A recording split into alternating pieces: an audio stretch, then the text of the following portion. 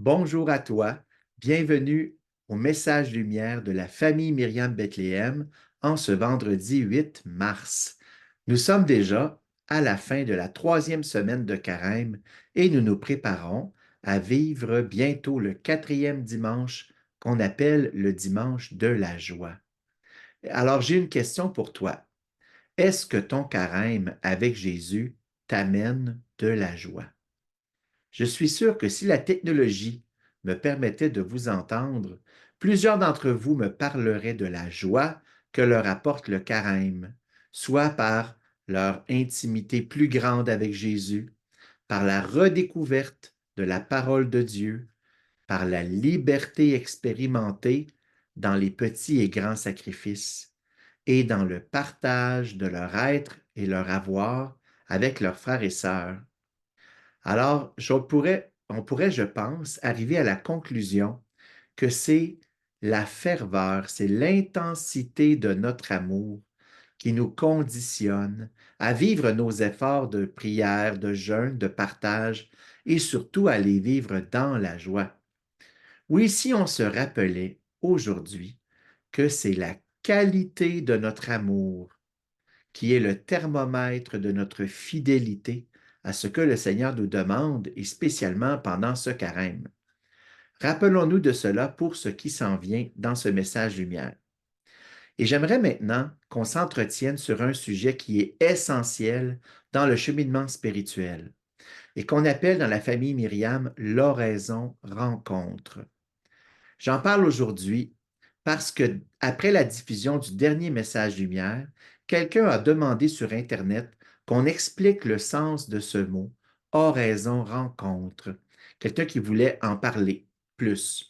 Cette demande m'a donné beaucoup de joie et d'espérance, car l'oraison, c'est un moyen tellement important pour avancer dans la vie spirituelle et c'est accessible à tous selon notre cheminement et notre personnalité. Alors, pour t'expliquer simplement ce qu'est l'oraison rencontre, je pourrais te parler longuement des principes et des conditions du cheminement à partir de traités spirituels, mais je préfère te parler aujourd'hui de ce que ça m'apporte à moi chaque jour. Et j'espère que l'Esprit Saint utilisera ce petit moment, ce petit moyen de témoignage pour te donner le goût de te lancer ou de te relancer dans ce chemin tout simple de sainteté. Tout simple ne veut pas dire facile, mais ça veut dire que on fait nos efforts, le Seigneur, lui, fait le reste. Alors voici mon petit témoignage d'oraison rencontre. Chaque jour, c'est important, chaque jour au matin, je réserve un temps en tout premier dans ma journée, au réveil, pour rencontrer Jésus dans la prière. Ce n'est pas un moment pour réciter le chapelet ou pour faire des prières de demande pour les besoins du monde entier, par exemple, ce qui est très beau, mais c'est plutôt un temps pour une contemplation de la personne de Jésus. C'est pour ça qu'on dit oraison, rencontre. On ne fait pas une rencontre avec une idée, une rencontre avec les autres autour de nous. C'est une rencontre avec la personne de Jésus. C'est un temps pour laisser mon cœur s'attacher à celui du Christ, à une facette de sa personne. C'est un temps pour découvrir, pour être attiré par la mentalité de Jésus, par ses opinions, un temps pour me laisser interpeller par ses conseils et un temps aussi pour prendre une résolution d'amour, de vertu, par exemple, pour toute la journée qui commence. J'ai commencé à pratiquer l'oraison il y a quelques années. En réalité, ça fait plus que 30 ans que j'ai commencé, mais il y a eu des moments où j'ai arrêté, où c'était plus difficile d'être fidèle chaque jour. On répète souvent, c'est ça qui est consolant, c'est que dans l'oraison, c'est la fidélité quotidienne qui est plus important, qui est l'essentiel, plus que la durée, que c'est plus important de maintenir notre habitude d'oraison, même une courte oraison. C'est plus important de maintenir notre habitude que de prendre beaucoup de temps.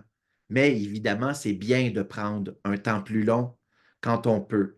Mais quand on commence, peut-être pas prendre une période de temps trop longue, qu'on ne sera pas capable de tenir, mais commencer par une période plus courte, mais qu'on peut tenir chaque jour d'une décision décidée.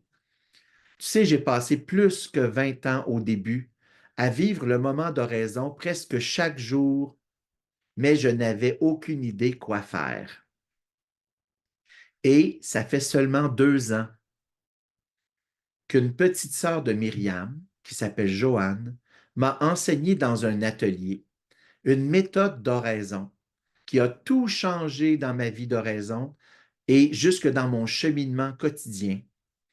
Et dans l'atelier, on voyait qu'on peut à l'oraison prendre un texte d'évangile, par exemple celui de la messe du jour, et on regarde dans ce texte la personne de Jésus.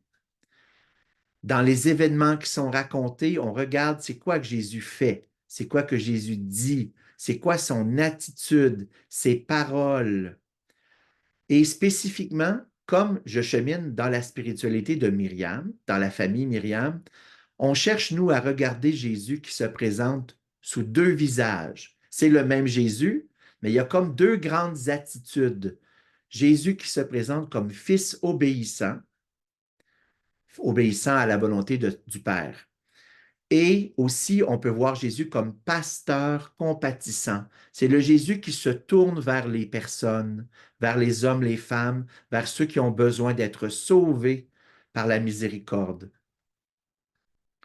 Et parfois, on retrouve dans l'Évangile un seul des deux visages de Jésus, plus évidemment, mais des fois, on peut aussi, dans certains évangiles, retrouver les deux visages de Jésus, que je te répète, Jésus, fils obéissant, et Jésus, pasteur compatissant.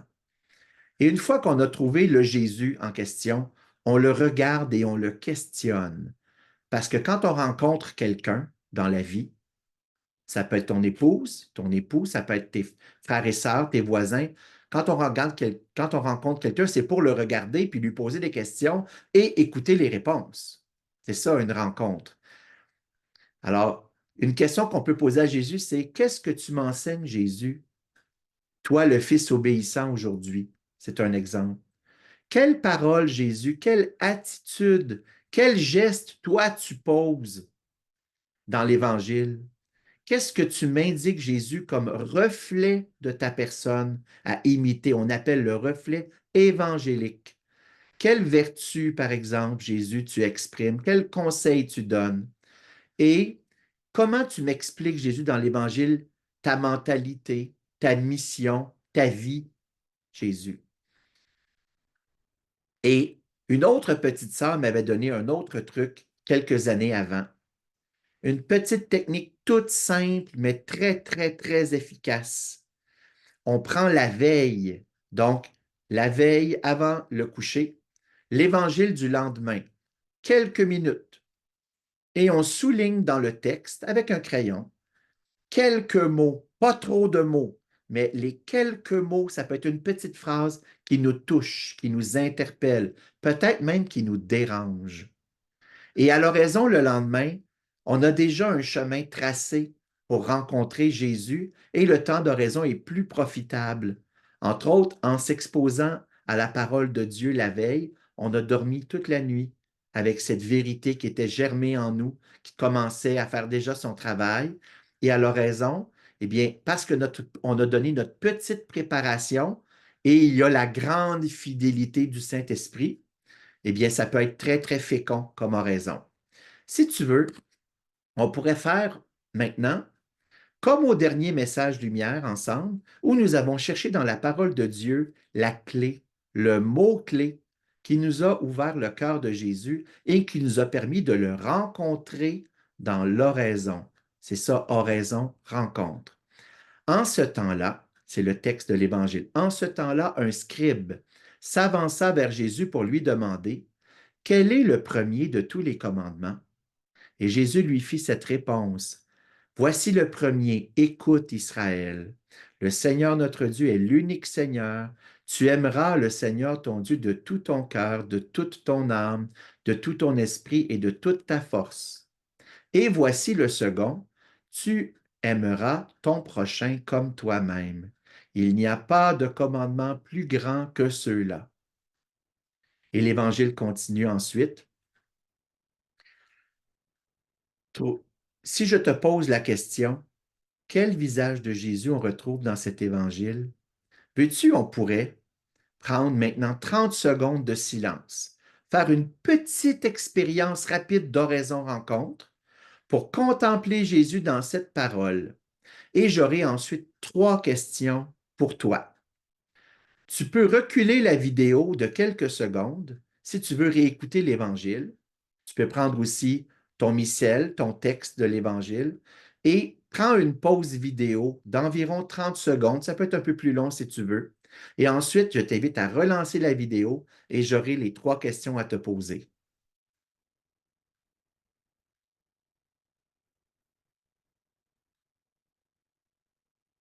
Eh bien, après ces quelques secondes de rencontre de Jésus dans son Évangile, je te demande, as-tu rencontré Jésus? Je suis sûr que même si tu t'en es pas rendu compte, Jésus, lui, est venu à ta rencontre parce que son évangile est toujours efficace. Alors me voici avec ces 3 questions. Quel visage de Jésus peut-on découvrir dans l'évangile d'aujourd'hui? Jésus, fils obéissant ou Jésus, pasteur compatissant? Peut-être les deux. Je te laisse réfléchir à cette question. La réponse t'appartient. Deuxième question, quel mot-clé ressort pour toi de cet évangile? Ou bien une petite phrase qui te touche particulièrement, ou bien qui te dérange un peu? Et moi, je vais te donner ma réponse. Ce qui me dérange, c'est le mot tout. Tout ton cœur, toute ton âme, tout ton esprit pour aimer Dieu de tout mon cœur. Le mot tout est très radical. C'est un adverbe très radical. Alors, c'est un mot que je souligne dans l'Évangile d'aujourd'hui. Et troisième question, quelle résolution moi aussi, on pourrait, toi et moi, prendre maintenant pour nous engager envers Jésus, à le suivre aujourd'hui sur ce chemin qu'il nous a montré par son exemple. Tu sais, Jésus nous demande des choses, il y a des exigences, mais il a suivi, lui, ce chemin avant nous de façon parfaite et prophétique pour nous l'enseigner. Alors, je te laisse réfléchir avec le Seigneur à ces questions et je t'attends bientôt pour un autre moment où on se parlera d'oraison rencontre. Juste avant de te laisser, je te rappelle cette phrase dont on parlait au tout début, que c'est la qualité de notre amour qui est le thermomètre de notre fidélité à ce que le Seigneur nous demande. Je te souhaite à toi qui m'écoutes un bon cœur à cœur avec Jésus. Au revoir et à bientôt.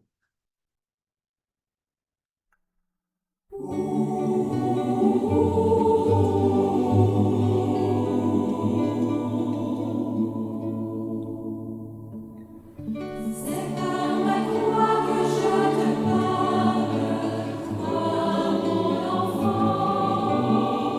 Et c'est mon cœur que je te livre, je t'aime tant. Je t'ai refait dans ta misère, Fils bien-aimé.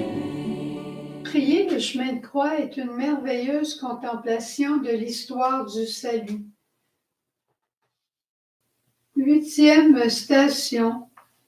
Jésus console les saintes femmes de Jérusalem.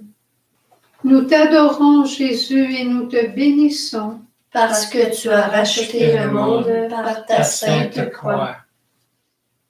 Une grande masse du peuple le suivait, ainsi que des femmes qui se frappaient la poitrine et se lamentaient sur lui.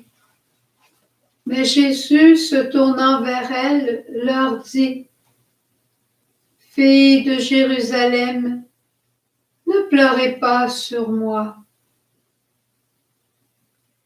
J'ai rêvé pour vous la douceur, j'ai rêvé pour vous la miséricorde,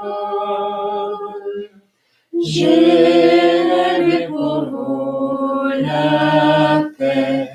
En vérité, pourquoi craignez-vous? Pourquoi craignez-vous? Homme de peu de foi, en vérité, le Seigneur ne commande-t-il pas au vent et à la mer qu'il ne se fasse un grand calme? En vérité, pourquoi craignez-vous? Jésus, en ta douceur, tu as pris le temps de les consoler.